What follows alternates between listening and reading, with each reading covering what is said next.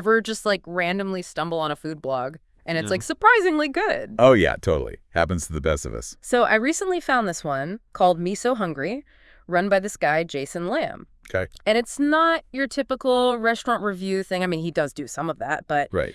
it's more like this really interesting mix of like specific food experiences, kind of quirky. Yeah, I see Yeah. what you mean. I looked at this one, too, to prep for this deep dive, and it seems like he's been doing this for a while. Yeah. Some posts go all the way back to, like, 2016. Oh, wow. So he's really been at it. And the range is what gets me. Like, 1 minute he's reviewing a Crooked Hillary chocolate bar. Wait, what? Yeah, seriously. Right. A chocolate bar with, like, her face on it, I think. No way. That's wild. Okay, I gotta see this. See, this is what I mean about quirky. Who thinks to review that on a food blog?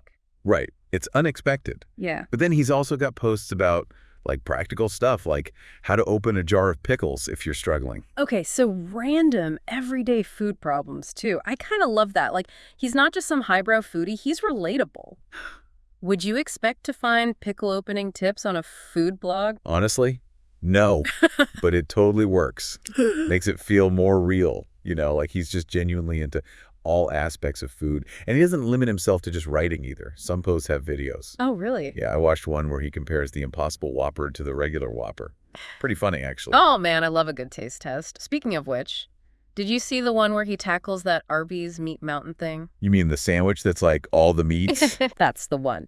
And the best part, he actually writes, were we able to finish it? You have to watch the whole video to find out. Do you even really care, though? Oh, my God. Yeah. That's amazing. Yeah. It's like so over the top. He's in on the joke. Exactly. It's that self-aware humor that really makes it work. Yeah, he owns it. And that kind of comes through in all his writing, I think. Like, there's another post that's just him eating ramen alone in a little cubby hole. At that Ichiran place. Yeah, the first U.S. one that opened in Brooklyn, I think.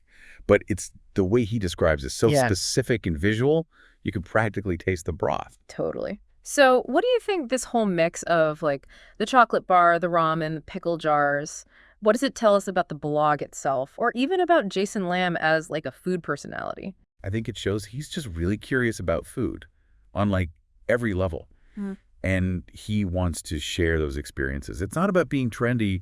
It's just genuine enthusiasm. Which is refreshing, honestly. Not every blog needs to be like award-winning photography of some dish you'll never make. Right. This is more like, hey, come along with me on this random food journey. Exactly.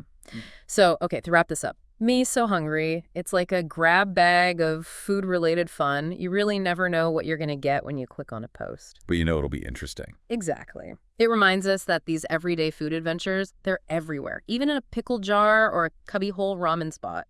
So check it out if you're looking for something different. And hey, maybe it'll inspire you to try some new weird food adventure of your own. Yeah, that's a good challenge. Right. So tell me, what would be on your blog if you had one? Like, what's the most unusual food experience you'd want to share?